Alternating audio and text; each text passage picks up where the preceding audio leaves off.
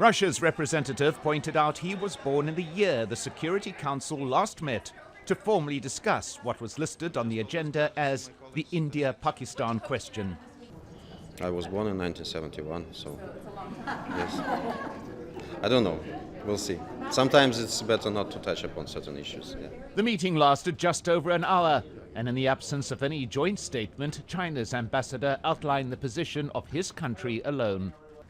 The Kashmir issue should be resolved properly through peaceful means in accordance with the UN Charter, the relevant Security Council resolutions, and bilateral agreements. This represents the international community's consensus. The Indian ambassador quick to argue that China was claiming consensus where none exists, insisting that any resolution lies not in international mediation, but in bilateral discussion, as set out in the similar agreement reached with Pakistan in 1972. We are ready to address these issues in a manner that states who have normal approaches to international ties should address them.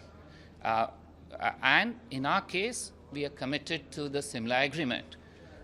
It's now for Pakistan to make that commitment to stop terror, to start talks. Pakistan's ambassador made clear her country would continue to press for greater UN involvement, claiming the meeting itself as a victory in this process. The fact that this meeting took place is testimony to the fact that this is an internationally recognized dispute.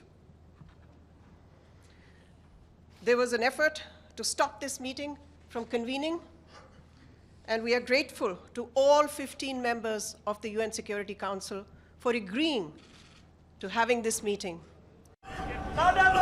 In recent days, protesters have gathered outside the UN building, demanding greater international involvement in the crisis and calling on the UN to enforce its own resolutions on the Kashmir dispute. The lack of consensus in the Security Council a bleak response, offering only the possibility of another 50-year wait before the matter is taken up again. Mike Hanna, Al Jazeera, United Nations.